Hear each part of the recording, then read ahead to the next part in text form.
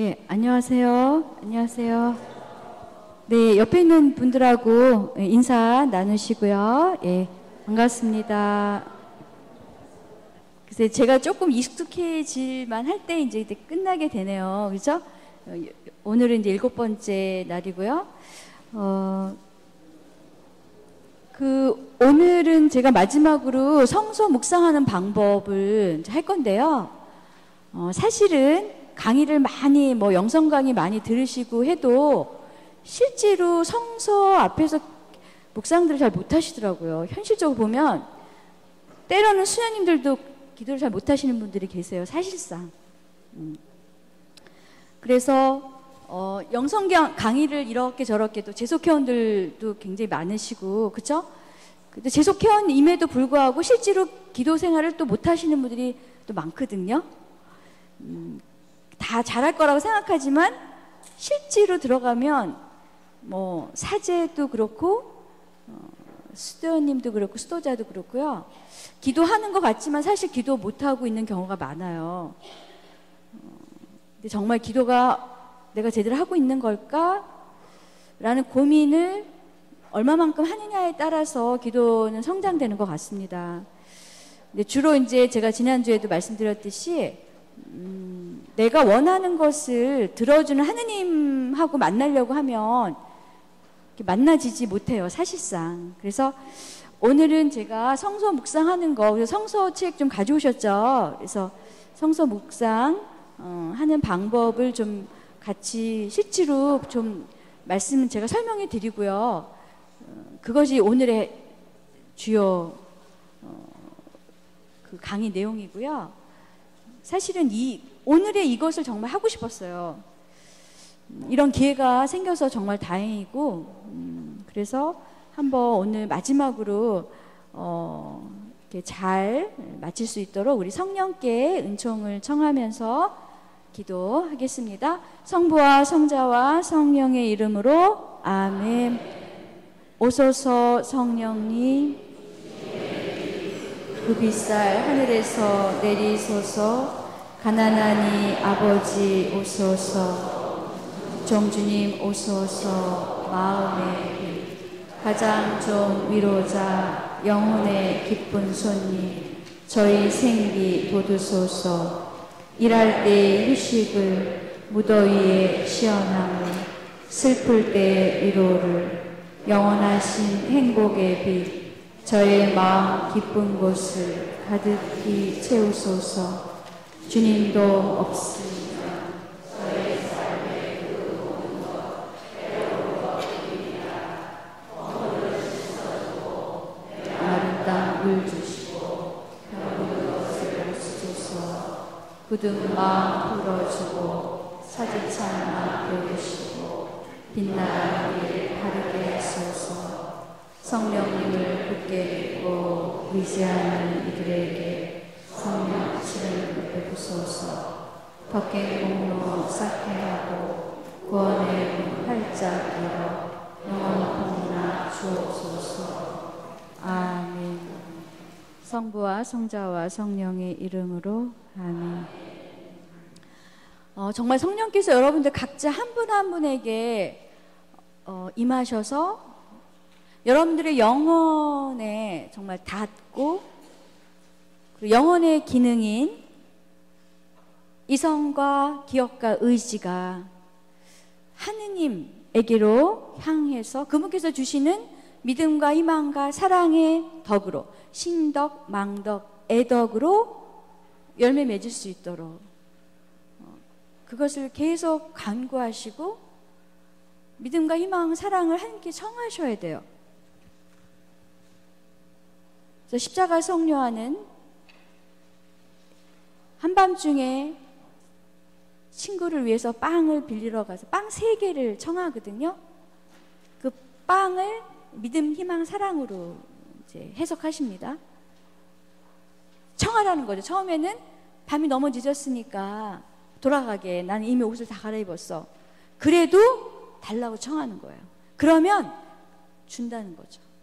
그렇게 사람과의 관계에서 주는데 하느님께 청하면 하느님께서 안 주시겠냐는 거죠. 여러분들이 진정으로 청할 걸 청하셔야 돼요. 믿음, 희망, 사랑을 청하시면 그것을 통해서 많은 것들이 오게 되는데, 우리는 그냥 물질적인 것, 영신적, 그냥 육체적인 것에 자꾸 연연하면서 그것을 자꾸 달라고 조르게 되는 거죠. 그리고 그것의 여부에 의해서 하느님이 계시고 안 계시고가 왔다 갔다 하는 거잖아요. 그분은 늘 계시는데.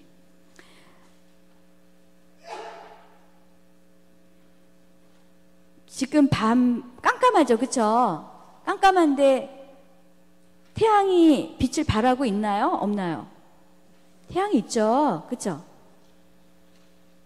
날이 흐려요. 구름으로 쫙 꼈어요.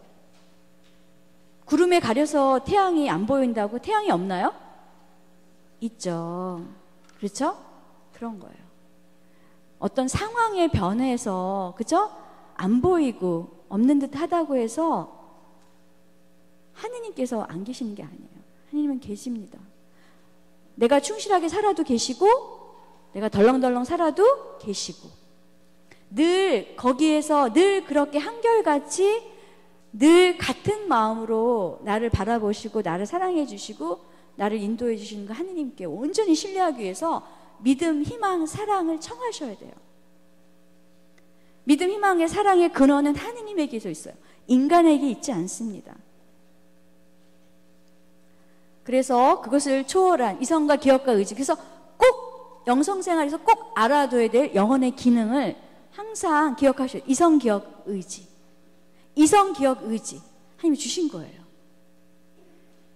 꼭 기억할 거를 제가 지금 몇 가지 말씀드리고요. 그 기도의 단계, 묵상기도. 묵상기도를 해야 거둠의 기도를 하게 되고, 거둠의 기도를 해야 고요의 기도에 가게 되고, 고요의 기도 다음에 일치의 기도 나갈 수 있는 거예요. 근데 이제 이 첫판에서 어떻게 돼요? 분심이 자꾸 묵상 기도를 못하게끔 만든다는 거죠. 물론 분심은 이 사이사이 다 있긴 하지만 가장 분심이 첨예하게 오는 것이 바로 이 가장 기초 단계인 묵상 기도예요. 출입 묵상 기도. 그래서 구성 기도조차도 묵상화하여라. 하늘에 계신 우리 아버지, 하늘에 계신 우리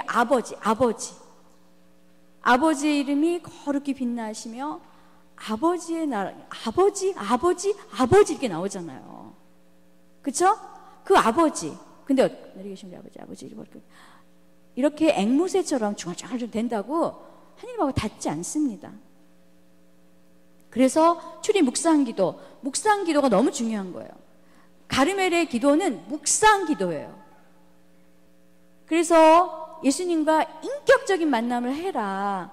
그분의 인성, 그분의 신성보다 그분의 인성을 통해서 그분과 인격적인 만남을 하라고 권고하시는 것이 성녀 예수에 대해서의 가르침인 거예요. 살아있는 예수 그리스도를 만나는 거예요. 생각 속에 있는 그분이 아니라 나처럼 사마리아 여인에게 물을 달라고 청할 때 정말 목마르셔서 물을 청하신 거거든요. 그렇죠? 그런 예수님. 40일 동안 광야에서 단식하시면서 추위에 떨고 배고픔에 허덕이면서 유혹을 받으시는 인성을 지니신 예수님. 십자가상에서 죽으시면서 요한에게 어머니를 맡기는, 자녀로서의 아픔을 겪는 예수님. 가늠한 여인처럼 죽음의 궁지에 몰린 이를 위해서 그를 변호하시는 그런 인성을 지니신 예수님. 그런 예수님을 만나는 거예요. 기도란 그런 예수님을 마음속에서 품어보고 그분과 함께 느껴보고 그분과 함께 울어보고 그분과 함께 분노해보고 하는 것이 기도예요.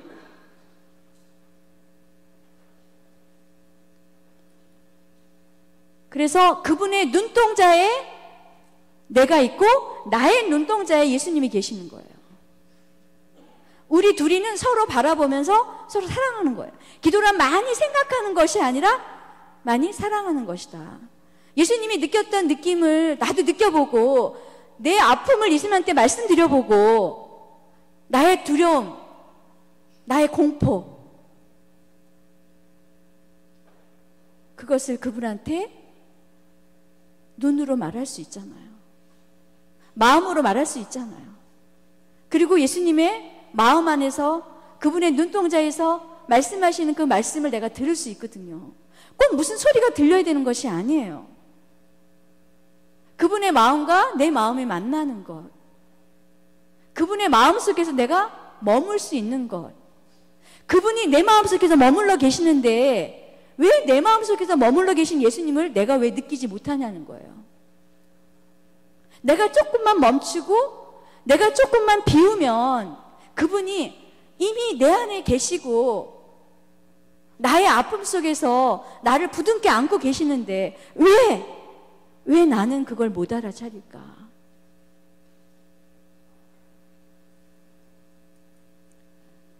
그래서 걱정, 근심, 어떤 욕구 때문에 그분을 알아뵙지 못합니다. 마치 엠마오로 가는 제자들, 그죠? 시리에 절망, 다 끝났어. 그러니까 어떻게 예수님이 다가왔는데 못 알아보는 거예요. 부활하신 예수님, 그분은요 마음으로 알아뵙는 거예요. 영으로 알아뵙는 거죠. 육적인 근심과 걱정과 욕구로 가득 차 있으면 절대로 알아볼 수가 없어요.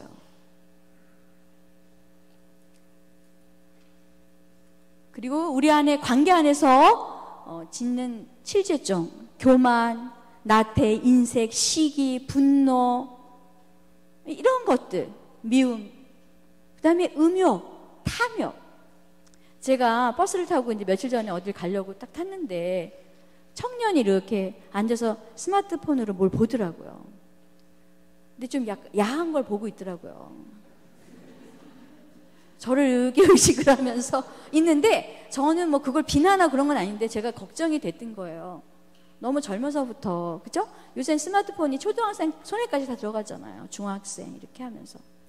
그런 거에 너무 익숙해 있으면은요, 하나님 만나기 너무 어려워요.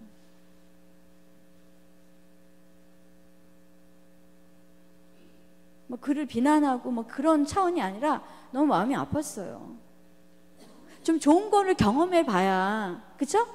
좀 좋은 거를 경험해야 이게 좋은 거구나. 그랬을 때 안 좋은 것을 경험했을 때 이게 딱 식별이 오는데 뭐 경험한 게 없으니까 그렇게 무방비하게 이렇게 뭔가가 이렇게 쥐어지고 청년들에게 어린이들에게 가는 것 자체가 너무 마음이 아파요.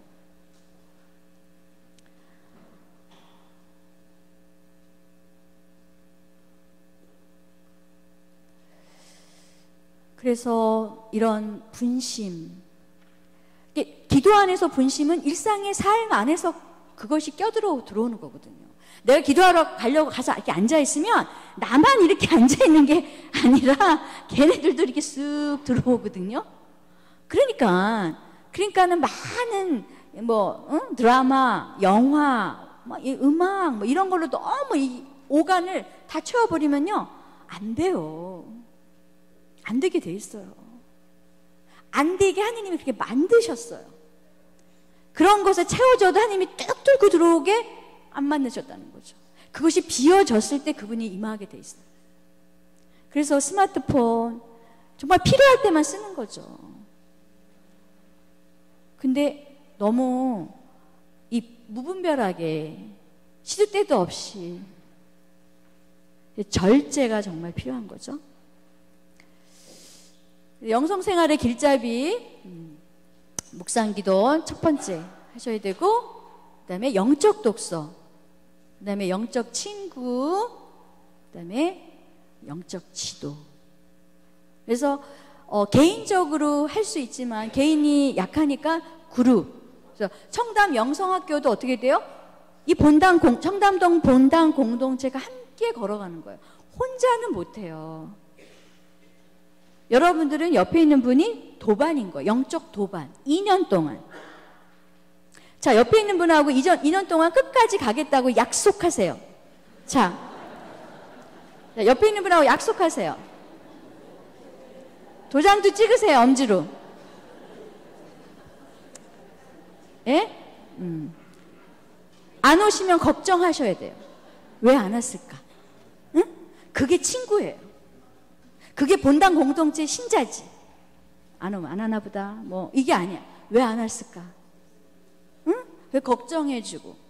이런 게 영성생활이에요. 영성생활이 다른 게 아니에요. 그래서 거듭기도, 자, 묵상기도를 하고 그 다음에 딱 들어가는 게 이제 내가 능동적으로, 수동 가기 전에 능동적으로 할 수 있는 거 어떻게 거듭기도까지. 거듭기도도 능동적 거듭기도와 수동적 거듭기도가 있는데 수동적 거듭기도부터는 하느님의 영역으로 들어가거든요. 그래서 출입 묵상기도, 능동적 거듭기도까지. 뭘 하냐? 오간을 조용히 걷어들이는 거. 이성과 기억과 의지도 어떻게 돼요? 하느님에게 향하고 있어야 돼요. 이게 쉬울 것 같은데 어렵다는 거죠. 근데 또 어려울 것 같지만 또 해보면 또 쉬워요. 또 쉬울 것 같은데 또 어려움을 겪게, 이렇게 반복하면서 가는 거예요. 처음엔 어떻게 돼요? 내가 노력해야 돼요. 내가 노력하면 하느님께서 반드시 응답하십니다. 진짜 생각지도 않던 날 내가 별로 노력도 하지 않았는데 푹푹푹푹 빠져, 푹푹푹푹 들어가요. 진짜. 그리고 너무나 위대하신 그분이 거기 계시는 거예요. 말로 표현할 수 없는 그분이 계시는 거예요. 눈물이 주르륵 나요. 그분이 하신 말씀도 없어. 근데 그냥 눈물이 폭포같이 터져. 너무나 위대하신 분 앞에 내가 너무나 작구나. 그리고 그분이 너무나 크시고 너무나 사랑이시구나. 나를 무조건 사랑하시는구나. 그 앞에 이렇게 눈물이 흘리는 거예요. 존재로서.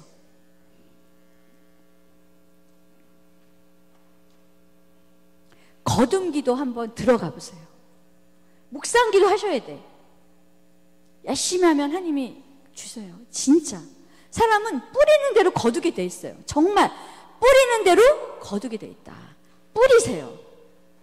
뿌리면 되는 거예요. 자, 그래서 성녀 데레사가 기도에 대해서 어떻게 말씀하셨냐? 기도는 총체적인 삶의 회심이다. 내가 요걸 잘했고 요걸 못했고 이런 회심이 아니에요. 그냥 제가 좀 아까 말씀드렸던 그 너무나 크신 하느님의 현존 앞에서 내 자신이 너무나 보잘것없고 내가 너무나 죄인이다. 베드로 사도가 처음에 예수님을 만나잖아요. 그쵸? 밤새도록 애써서 루카복음 5장에 밤새도록 애써서 어부들이 그쵸? 고기를 못 잡았어요. 낯선 이가 나타나서 뭘 잡았습니까? 물어보니까 아무것도 못 잡았다. 깊은 데로 가서 그물을 쳐라. 그래서 갔어요. 그죠? 그 다음에 물고기를 엄청 잡은 거예요. 그러고 나서 베드로가 너무 놀라고 뭐라고 해요? 저에게서 떠나 주십시오. 제가 죄인입니다. 우리가 하느님 앞, 현존 앞에 있으면 첫 번째 내가 죄인이라는 죄스러움, 그것을 보게 되는 거예요. 그래서 회심, 그 회심은 뭐냐면 방향을 트는 거예요. 어디로? 하느님에게로 방향을 트는 거죠. 그리고 복음서를 바탕으로 인격적으로 만나는 친밀한 우정의 나눔이다. 인격적으로 만나는. 그래서 복음서에 예수님이 나오시는 장면들이 많잖아요. 우리가 예수님의 행적을 어떻게 알 수 있어요? 사복음서로 알게 되는 거예요. 그래서 오늘은 제가 이제 조금 후에 그걸 이제 본격적으로 하겠습니다. 그 다음에 하느님께서 거저주시는 선물이다. 그리고 초자연적 사랑이 성장하는 공간이다. 그냥 자연적인 사랑이 아니에요. 초자연적인 사랑. 어떤 사랑? 원수를 사랑할 수 있는 사랑. 에? 원수는, 이거는 자연적인 사랑이 아니에요. 원수를 사랑할 수 있는 거는 초자연적 사랑이라고 하는 거예요. 그건 영원히 이성과 기억과 의지를 초월한 믿음과 희망, 사랑 안에서 그 사랑이에요. 그래서 기도란 많이 생각하는 것이 아니라 많이 사랑하는 것이다. 즉 그분을 그저 바라만 보는 것. 제가 조금 전에 청담역에서 내려가지고요. 이렇게 오는데 엄마가 한 4살 된 여자아이랑 이렇게 같이 걸어가는데요. 그 아기가 너무 이쁜 거예요. 그냥 바라만 봤어요. 그리고 너무 이쁘다. 너무 이쁘다. 너무 이쁜 거예요. 너무 이뻐요. 너무 사랑스러워. 그냥 뭐 이렇게 이런 게 아니라 그냥 그 존재 자체가 너무 사랑스러워요. 응? 주님이 우리를 그렇게 바라보세요. 우리 형제님을 바라보면서 너무 사랑스럽다. 진짜. 연세가 많으시고 그래도 하느님의 영원하신 분 앞에서는요, 우린 애기의 애기. 네? 너무나 사랑스러운 거예요. 그 사랑의 눈빛을 알아차리시면 너무 행복한 거예요.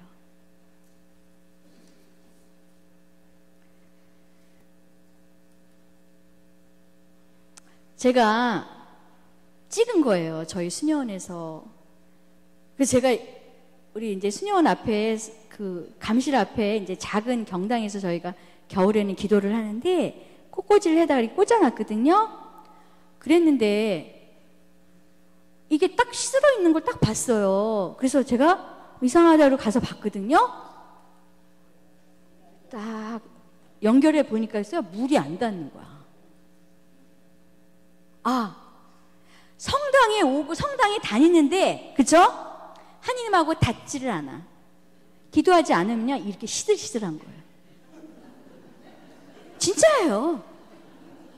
수도 생활 하는데 맨날 규칙적으로 아침 기도, 저녁 기도 해. 근데 신경질을 잘 내고 얼굴이 까칠하고 그래. 왜 그런지 아세요? 하느님하고 닿지 않기 때문인 거예요. 엄마가 열심히 성당에 다녀. 그냥 발바닥 신자야. 근데 집에 가면은, 그쵸? 주방은 개차반. 왜 그런지 아세요? 하나님하고 닿지 않으니까. 기도하지 않으니까. 이렇게 꽂혀 있긴 있는데 하나님하고 닿지 않으니까 시들한 거예요. 닿은 꽃들은 어떻게 돼요? 쌩쌩하잖아요. 그쵸? 기꺼이 자기 시간을 내어주고 바쁘게 다니면서 봉사하고 기쁜 거예요. 힘든 일이 와도 잘 견딘다는 거죠. 왜? 하나님하고 닿고 있으니까. 청담 영성학교를 하는 중에 이렇게 우리 수녀님이 꽃꽂이를 이렇게 해놨던 거죠. 청담 영성학교에 나누라고 성령께서 하신 것 같아요. 제가 너무 너무 기가 막힌 거예요. 저녁 기도에 그 마니피카스를 성문 내 영혼이 주님을 찬송하고 막 노래를 하고 있는데 이게 딱 보이는 거예요. 보이는 순간 어머 닿지 않고 있네. 이거를 강의에 가서 얘기해야지. 그리고서 이제 찍은 거예요. 스마트폰이 얼마나 고마운지 모르겠어요. 진짜 제가 오늘 제 성서 가져온 거 있잖아요. 이거 다 찍어가지고 여기 보여드리려고 가져왔어요. 스마트폰은 이럴 때 쓰는 거지. 아시겠죠? 영적으로 성화되는 데 써야지. 그죠? 영혼을 탁 하는 데 쓰면 절대로 안 돼요. 제대로 써야 돼요. 제대로. 자, 그래서 성령과 말씀하시는 이 부분 중에서 오늘 제가 복음서를 바탕으로 인격적으로 만나는 친밀한 우정 어떻게 하느냐. 성서를 읽고 묵상한다. 어떻게? 오늘의 주제예요. 이것이 여러분들에게 진짜 잘 와닿았으면 좋겠어요. 근데 제가 강의해드리고 여러분들이 실천하셔야 돼. 근데 다음 주에 빠꼬미오 신부님 오셔가지고 베네딕토 영성 시작하거든요. 그쵸? 저는 안 오지만요. 여러분들은 제가 나누어드린 가르침을 실천하면서 베네딕토 영성을 만나셔야 돼요. 아시겠죠? 약속하세요. 빠꼬미오 신부님 아주 훌륭하신 분이세요. 제가 알아요. 강의 잘하실 거예요. 그러나 잊혀진 존재로 가르멜 영성이 잊혀지면 안 돼요. 베네딕토 영성 다음에 뭐죠? 이나시오.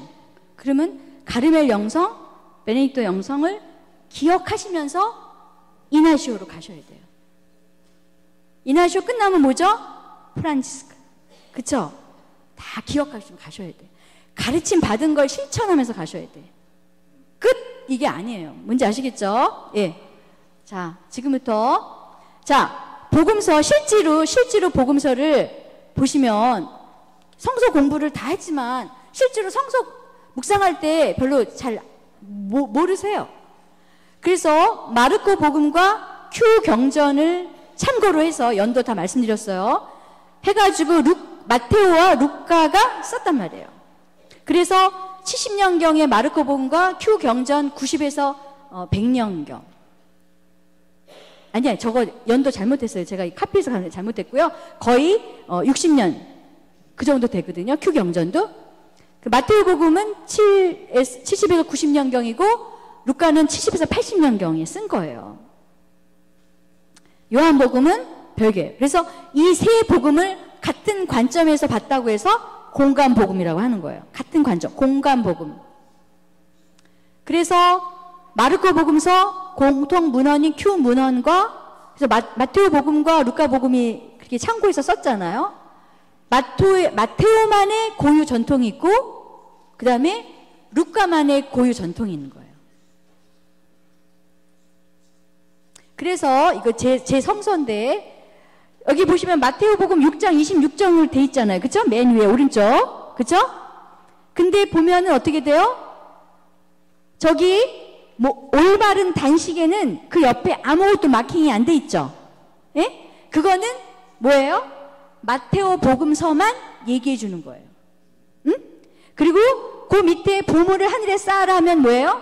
루카 복음이 써 있죠. 그러면 루카에도 있고 마테오도 있다는 거죠. 아시겠죠? 그러면 그거를 읽고 마테오 복음서를 가가지고 또 읽어보는 거예요. 응? 그렇게 하면 이제 성서가 좀 흥미가 있는 거예요. 성서 공부를 많이 따로 강의를 들어서도 알 수 있지만 실제로 내가 어느 정도 상식선 안에서는요 볼 수가 있는 거예요.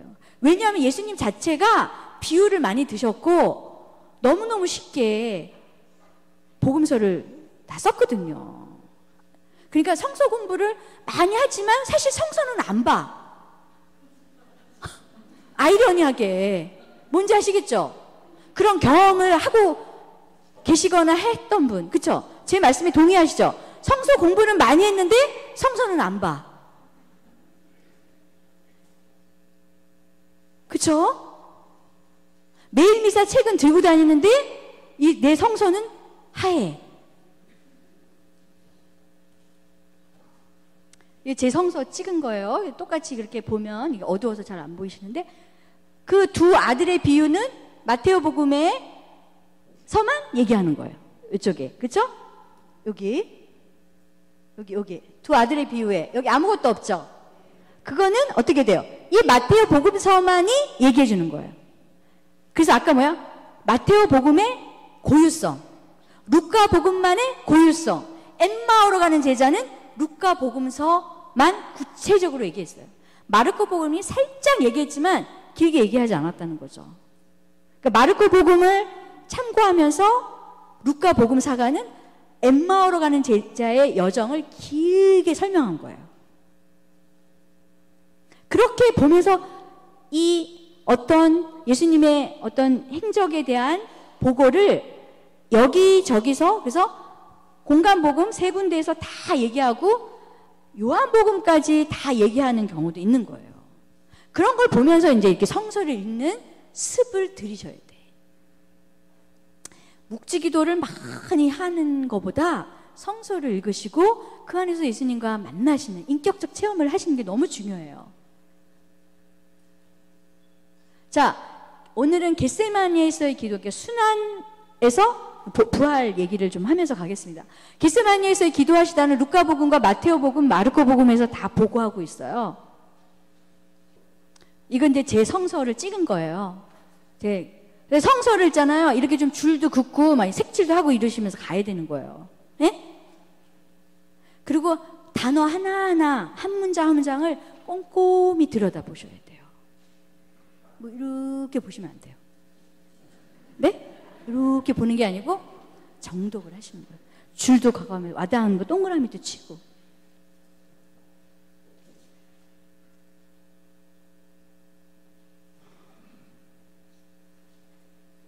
그래서 겟세마니에서의 기도는 마테오복음, 마르코복음 이렇게 다 나왔다고 설명해 주고 있잖아요. 그쵸? 그러면은 이것도 이제 제 성서 책을 이렇게 한다는 걸 이제 보여드리려고 한 거예요. 자랑하는 게 아니라 성서를 정말 공부하는 학생처럼 꼼꼼하게 보아야 된다는 거죠. 개신교 신자들은 다 외우고 있잖아요.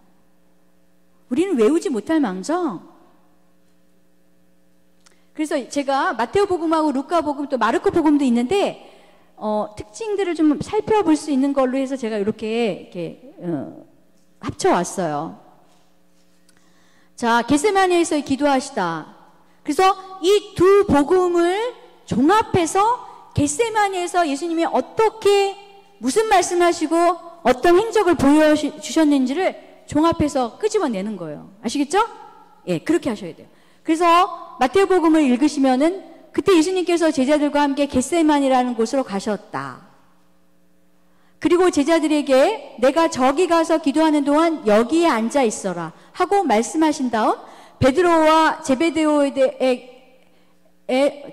두 아들을 데리고 가셨다. 그분께서는 근심과 번민에 휩싸이기 시작하셨다.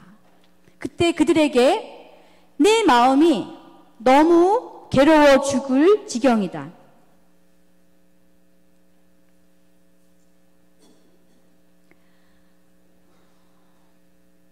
너희는 여기서 남아서 나와 함께 깨어 있어라 하고 말씀하셨다. 그리고 조금 앞으로 나아가셔가지고 얼굴을 땅에 대고 기도하셨다는 거죠. 그러니까 이거를 읽어가면서 어떻게 돼요? 그 장면을 상상하는 거죠. 사실 10번 정도 제가 읽으시라고 했잖아요. 그 정도로 달달달달 외우지 못하더라도 정황이 명확하게 떨어져야 돼요. 그러면 그리고 나서 기도하시는 게 아버지 하실 수만 있으시면 이 잔이 저를 비켜가게 해주십시오. 그러나 제가 원하는 대로 하지 마시고 아버지께서 원하시는 대로 하십시오. 자, 보세요. 당신의 심정을 처음에 말씀하시죠. 아버지, 이 잔이 저를 비켜가게 해주십시오 하는 거예요. 왜? 너무 두렵고 힘드니까. 그러니까 내 상태를 아버지께 보여드리는 거죠. 그러나 제 뜻대로 하지 마시고 아버지 뜻대로 하십시오. 이게 첫 번째 기도의 내용이었어요.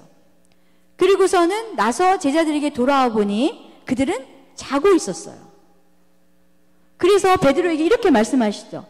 이렇게 너희는 나와 함께 1시간도 깨어있지 못하니? 그러니까 예수님이 얼마 동안 기도하셨어요? 1시간 기도. 그래서 영신수련회 가면 1시간씩 기도하게 해요. 그 근거가 여기에서 오는 거죠. 우리는 얼마씩 기도해요? 몇 분 기도하세요? 5분? 10분? 처음부터 1시간 할 수 없지만 조금씩 늘려보셔요. 그리고 나서 유혹에 빠지지 않도록 깨어 기도하여라. 자, 유혹에 빠지지 않게 해서 우리가 할 수 있는 일이 뭐예요? 기도해야 되는 거예요. 깨어서 기도해야 돼요. 예수님도 지금 유혹에 빠질 수 있는 상황에 있는 거예요. 이 잔을 거두고 싶은 그 번민 속에, 그래서 얼마나 그게 힘들면, 그쵸? 보세요. 다시 두 번째로 가서 기도하셨다. 그리고 아버지, 그 다음에 두 번째 기도의 내용이 뭐예요? 아버지, 이 잔이 비껴갈 수 없는 것이라서 제가 마셔야 한다면 아버지의 뜻이 이루어지게 하소서. 자, 기도 내용이 바뀌었죠? 처음에는 이 잔이 저를 비껴가게 해달라고 했어. 그쵸? 근데 어떻게 돼요? 이제 이 잔이 저를 비껴가지 않아야 한다면 제가 그것을 마실 수 있게 해달라고. 1시간 동안 기도하면서 기도의 내용이 바뀌는 거예요. 어디로 갔어요? 아버지의 뜻 쪽으로 가는 거예요. 그리고서 다시 오셔가지고 어떻게 돼요? 왔더니 제자들이 여전히 자고 있는 거예요. 그래도 아무 말 없이 다시 세 번째로 가셔서 기도하시고 왔는데 또 자고 있는 걸 보면서 이렇게 말씀하시죠. 아직도 자고 있느냐? 지금 여러분들 자고 계세요? 아니시죠? 아직도 자고 있느냐? 아직도 쉬고 있느냐? 이제 때가 왔다. 사람의 아들은 죄인들의 손에 넘어간다. 일어나 가자. 보라, 나를 팔아 넘길 자가 가까이 왔다. 자, 이렇게 마태복음서는 이렇게 전하는데 루카복음은 어떻게 전하냐면요, 훨씬 짧아요. 짧은데 없는 게 있어요. 없는 게 뭐가 있냐면은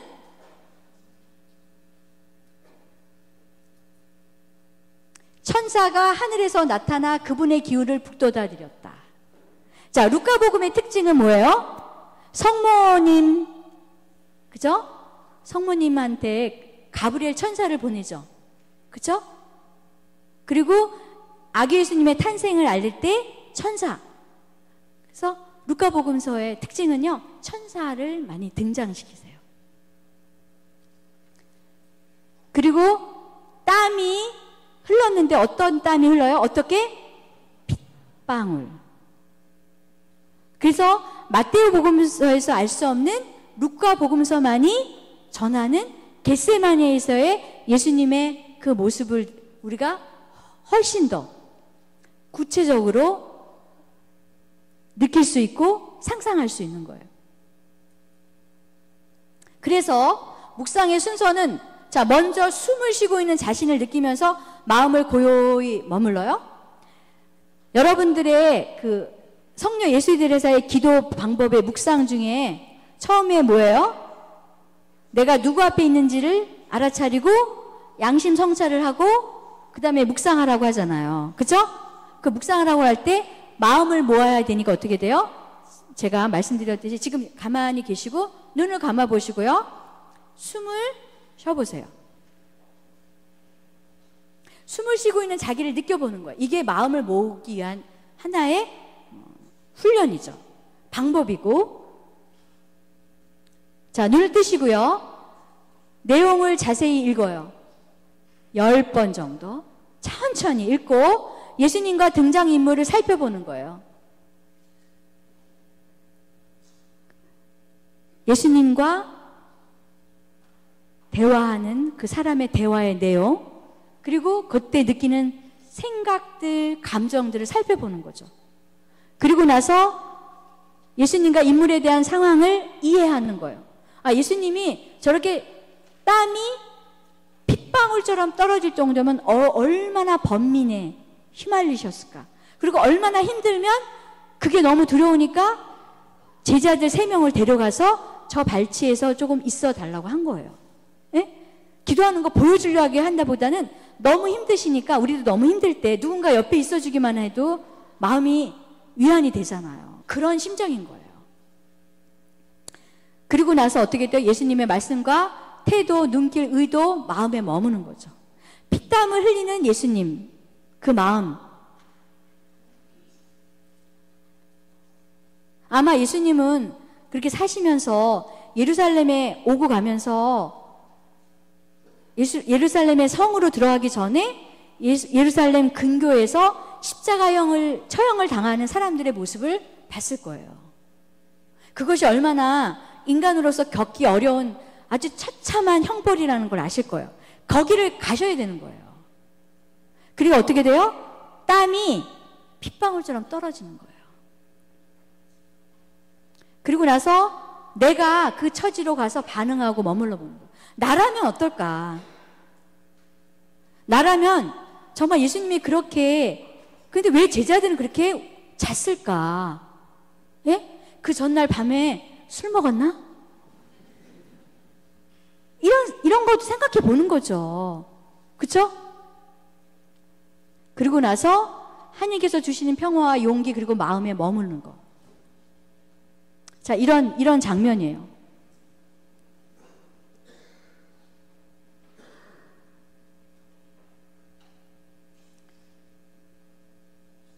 잠시 눈을 좀 감아 보시겠습니다. 동영상 하나 보여드릴게요.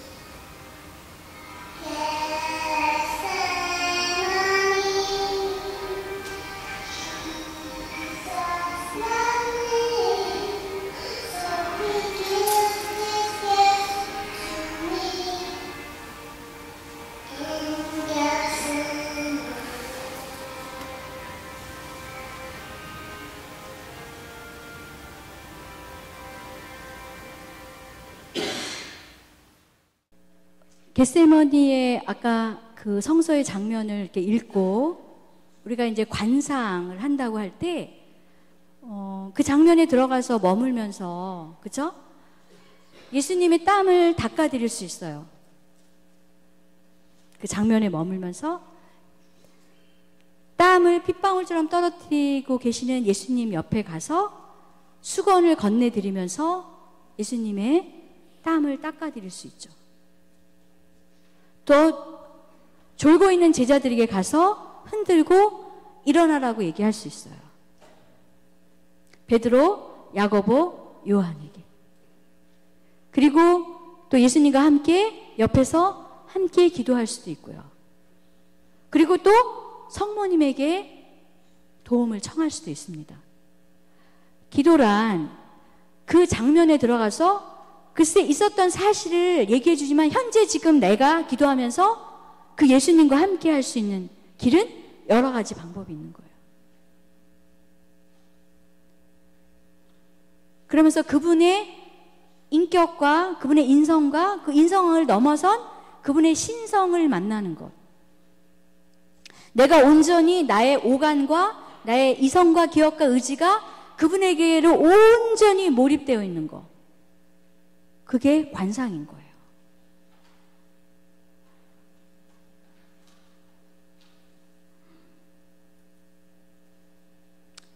자, 7 제자에게 나타나시는 그 장면들 이렇게 보시면 예수님께서 티베리아 호숫가에 가셔가지고, 자, 성서를 펴보세요. 21장, 요한복음 21장.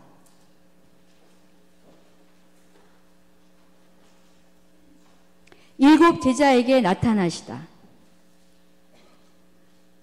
자, 같이 읽어볼까요?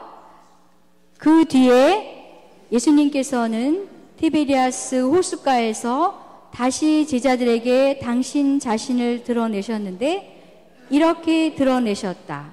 시몬 베드로와 쌍둥이라 불리는 토마스,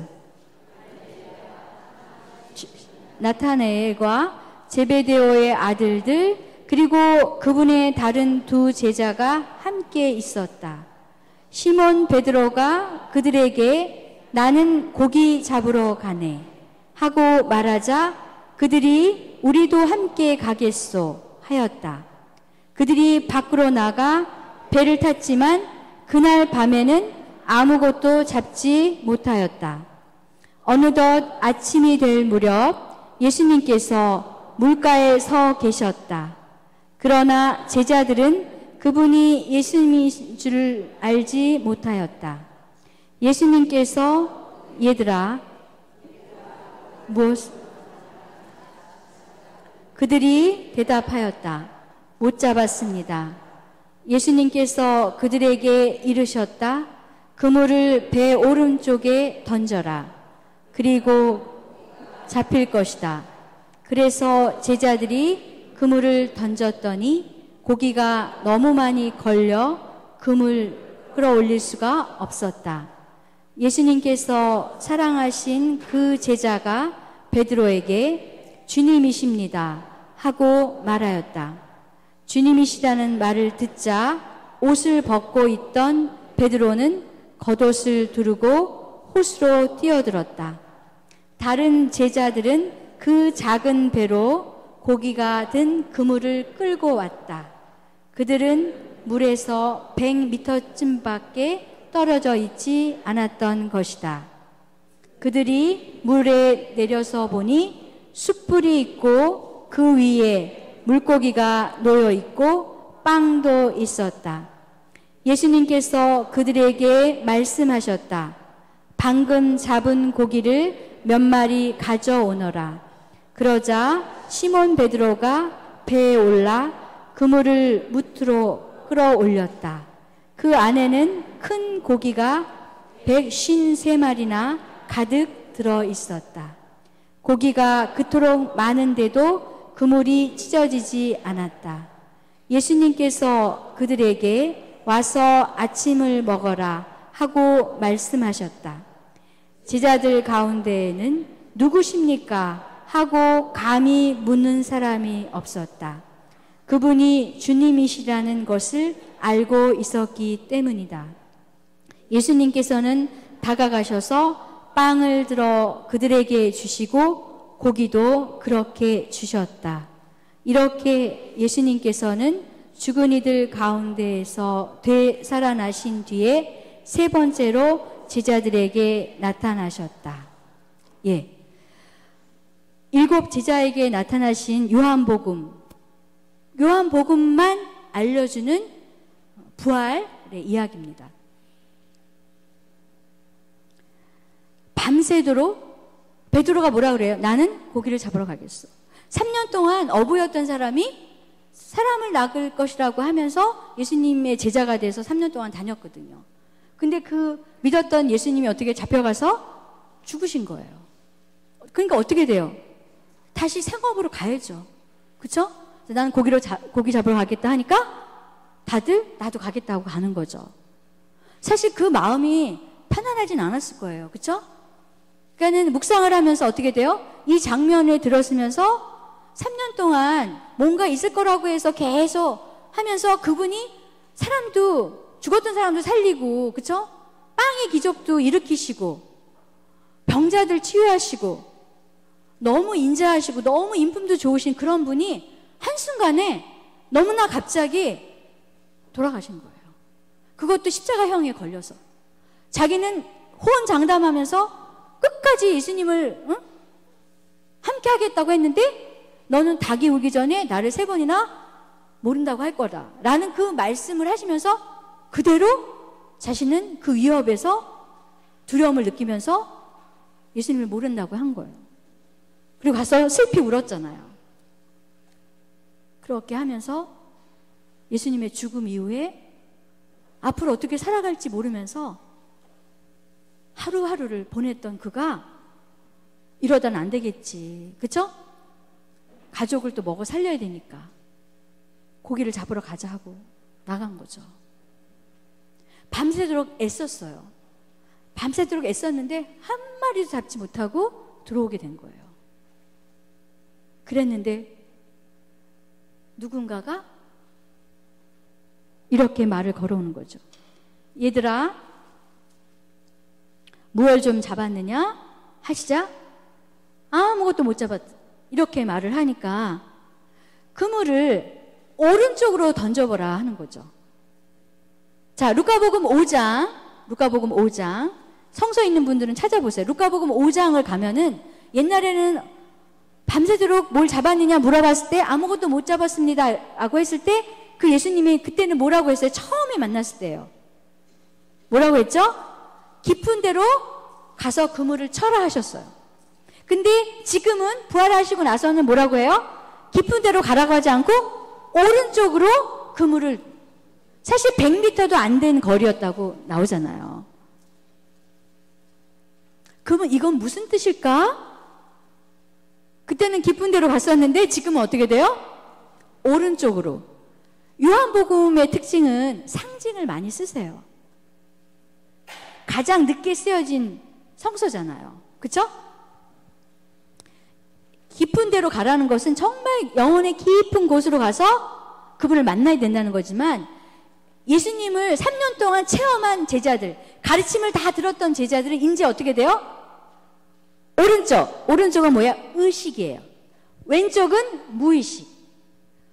의식만 하면, 내가 깨어만 있으면 주님을 금방 만날 수 있다는 뜻이에요. 그래서 그물을 던졌더니 고기의 숫자도 나왔어요. 몇 마리요? 153. 모나미 볼펜 153 적혀 있잖아요. 모나미 볼펜 그 회사 사장님이 개신교 신자였어요. 그래서 153을 새겨놓고 대박을 친 거예요. 하나님 체험이죠, 그분한테는. 그죠? 153은 네모와 세모와 원형인 모든 도형의 종합을 상징합니다. 그래서 그 그물에 153마리가 잡혔다는 뜻은 뭐냐면, 이제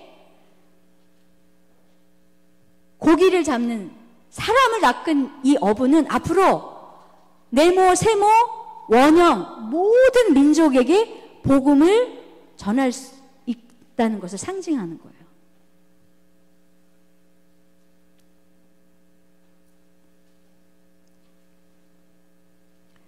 근데 이분이 어떻게 돼요?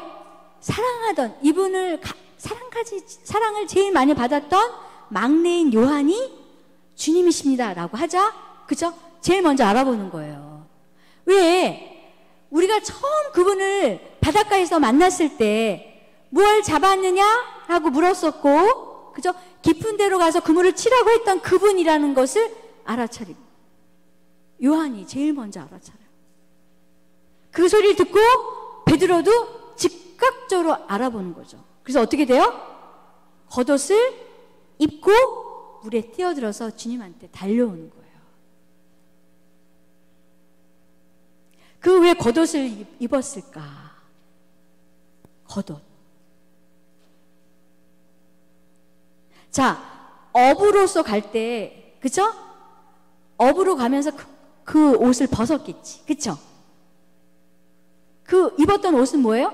예수님과 함께 있었을 때 입었던 옷인 거야.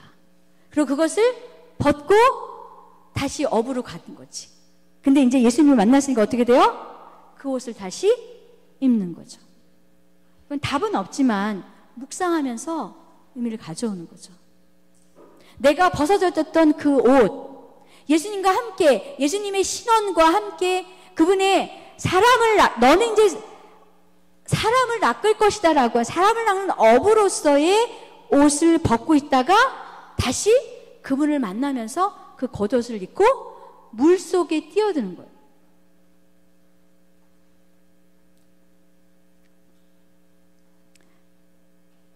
그리고 나서 무트로 나와보니 어떻게 돼 있어요? 아침이 차려져 있는 거예요. 와서 아침을 먹어라. 그쵸? 그래서 꼭 아침을 먹어야 된대잖아요. 왜 안 웃으세요? 네. 아침을 차려. 자, 우리 같으면 부활했으면 뭔가 휘황찬란하게, 그쵸? 아주 특별하게 당신의 부활을 알릴 것 같은데, 그쵸? 우리 같으면. 예수님은 너무나 일상의 삶 안에서 당신의 부활을 알려주시는 거예요. 일을 하고 밤새도록 애쓰고 왔던 그 제자들에게 가장 필요한 아침상을 차려주면서 당신의 현존을 드러내시는 거죠.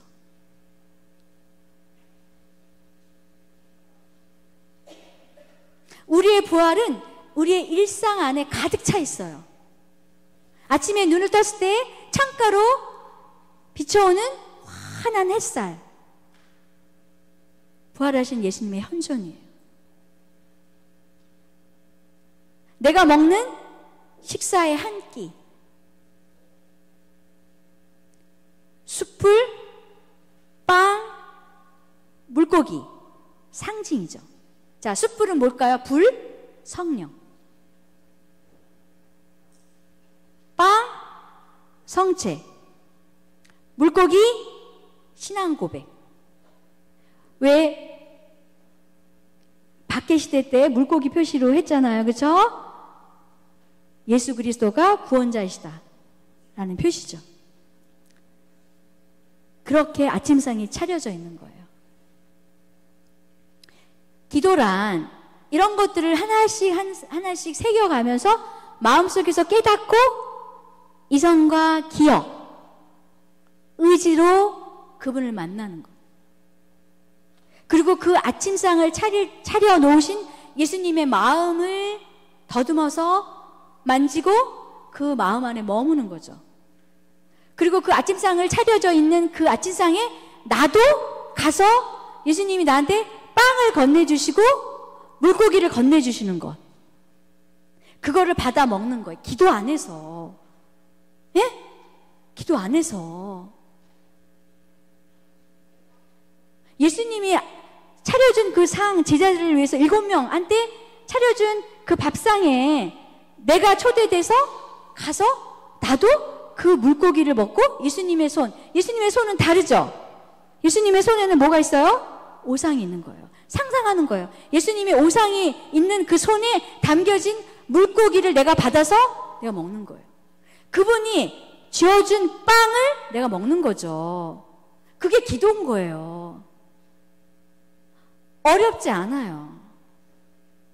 그리고 그분의 눈을 바라보는 거죠. 그리고 뭐라고 하실까요? 천천히 먹어. 체할 거야. 그쵸? 물도 주시죠. 그게 기도예요.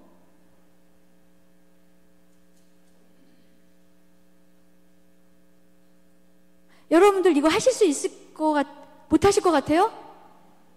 하실 수 있어요. 누구나 하실 수 있어요. 너무 어렵게 생각하지 마세요.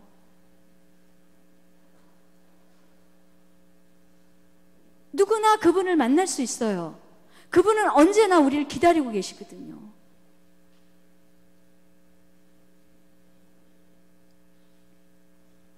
그래서 어떻게 돼요? 부활하신 그분이 정말 살아있는 유령이 아니라는 걸 알리기 위해서 어떻게 돼요? 토마에게는 만져보라고 했고 상처도 누군가 넣어보라고 했고 여기서는 어떻게 돼요? 당신 직접 먹고 그쵸? 방금 잡은 고기를 가져오라고 그것도 거주시는 거죠.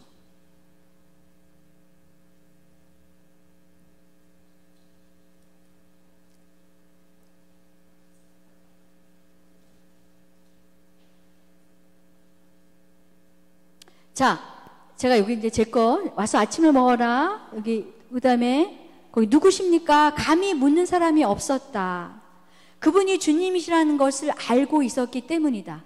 예수님께서는 다가가셔서 빵을 들어 그들에게 주시고 고기도 그렇게 주셨다. 누구십니까? 감히 묻는 사람이 없었다는 거예요. 예수님께 대한 인식이 완전히 바뀌는 거예요. 어떤 모습으로 옛날에 있었던 그 모습으로 인식되는 게 아니라 새로운 분으로 부활하신 예수님을 체험하는 거예요, 제자들이. 자, 그러면 그걸 우리한테 가져오세요.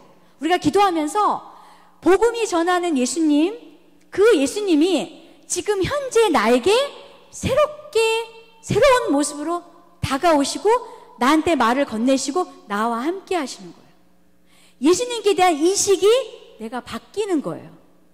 제자들이 죽음 전에 계셨던 예수님에서 죽음을 거쳐서 부활하신 예수님에 대한 인식이 바뀌듯이 내가 기도하면서 나의 삶의 자리에서 내가 체험하는 그 예수님에 대한 인식이 내가 바뀌는 거예요. 그게 기도가 주는 열매입니다.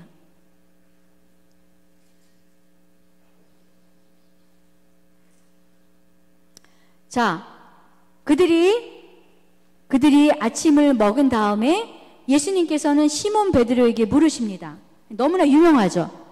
요한의 아들 시몬아, 너는 이들이 나를 사랑하는 것보다 더 나를 사랑하느냐?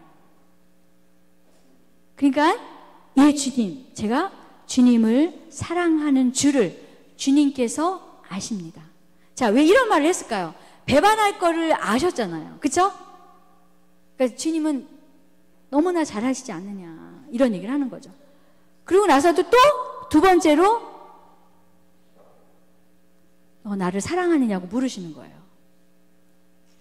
그러니까 또 똑같이 대답을 하죠. 그 다음에 또 세 번째 또 물어보잖아요. 그러니까 그때는 어떻게 베드로가 자기가 3번을 배반했던 걸 기억해가지고 마음이 슬퍼서 뭐라고 대답해요? 다 같이 시작.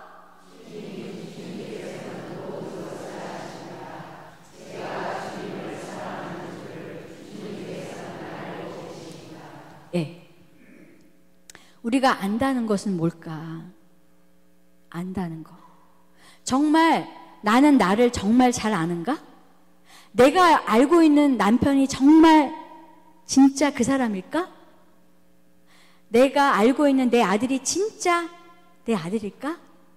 내가 정말 제대로 알고 있을까? 우리 잘 몰라요.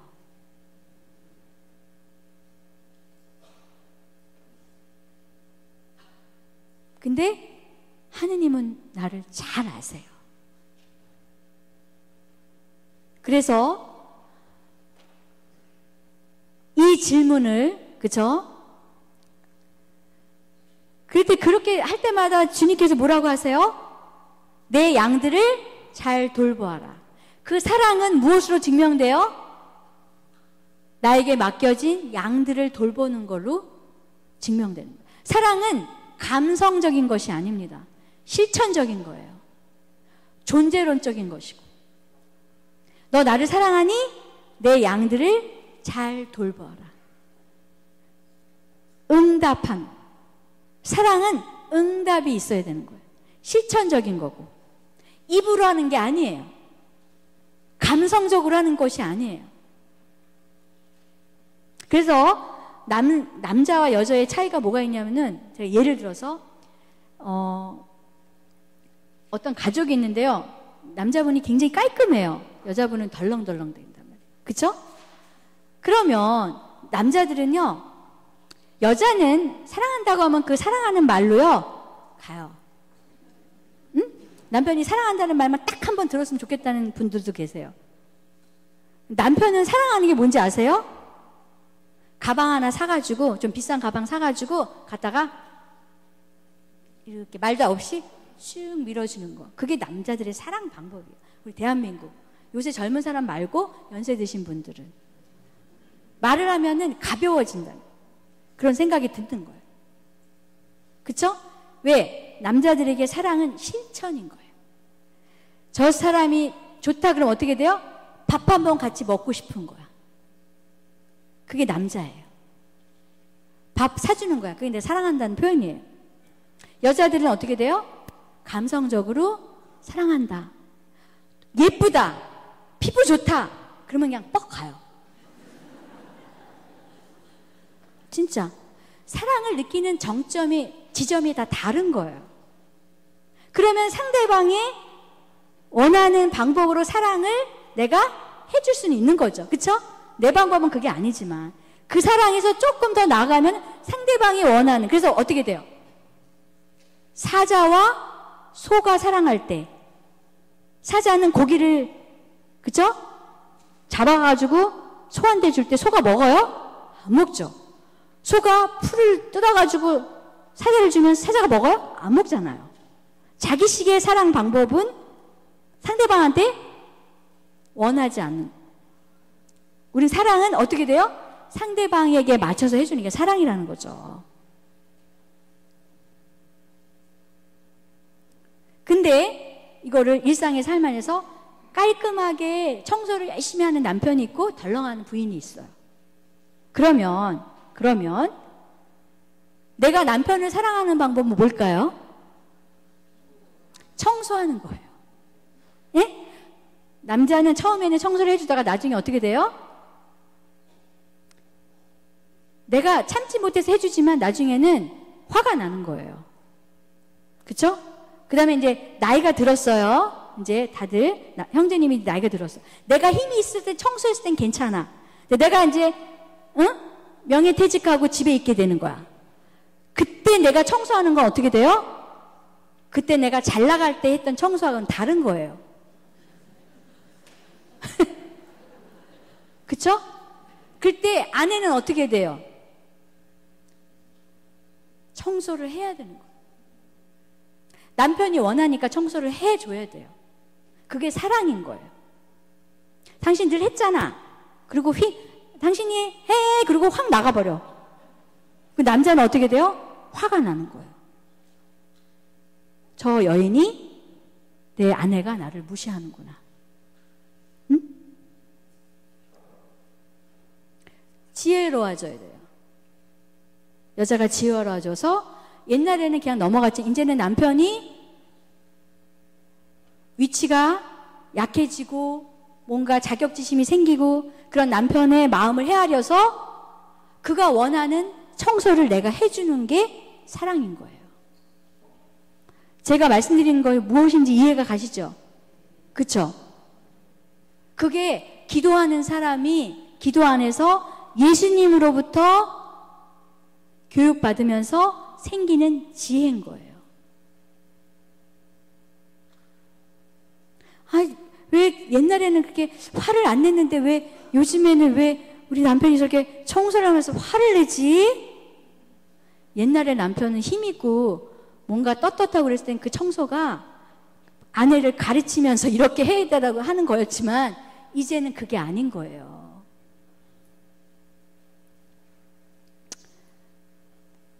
이 말씀을 드리는 건 뭐냐면 사랑은 내가 사랑하는 사람이 원하는 것을 내가 행동으로 하는 거예요. 예수님께서 양을 돌보라고 나를 사랑하느냐? 내 양들을 돌보라. 나에게 뭐를 해달라고 하는 것이 아니라 내가 원하는 것을 해주는 거. 그게 사랑이라는 거죠. 자, 성 베드로. 예수님을 3번이나 배반했고 그리고 예수님에게 사랑하냐고 물었을 때 네, 주님 제가 당신을 사랑하는 것을 당신이 아십니다 라고 했던 이 성 베드로는 나중에 순교하셔요. 예수님처럼 똑같이 십자가의 처형을 당하는데 내가 예수님처럼은 할 수 없다. 나는 거꾸로 해달라. 그래서 거꾸로 이렇게 거꾸로 십자가에 매달려서 돌아가시거든요. 사랑은 이렇게 증명되는 거예요. 그 양들을 위해서 자신의 목숨을 바치는 것. 그것이 이분이 내 양들을 잘 돌보라고 맡겨주신 예수님의 사랑에 대한 응답으로 최종적으로 십자가에 못 박혀 돌아가셨어요.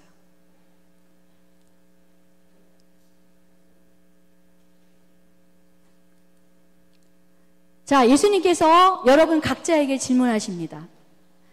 베드로야, 시모나, 마리아야, 아네스야, 유스티나야, 가브레, 미카엘,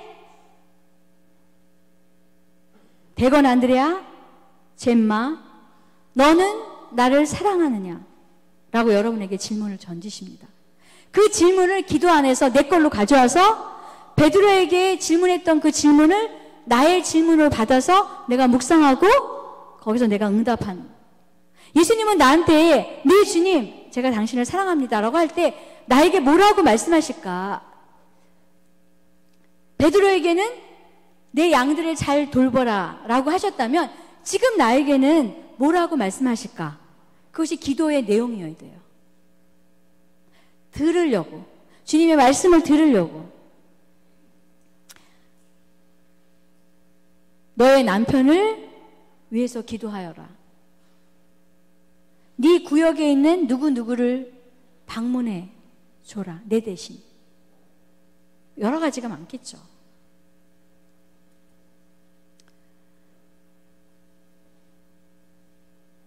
예수님의 말씀을 듣는 것.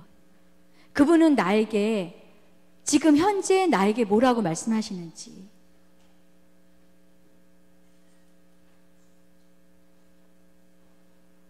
예, 잠깐 영상 하나 볼까요?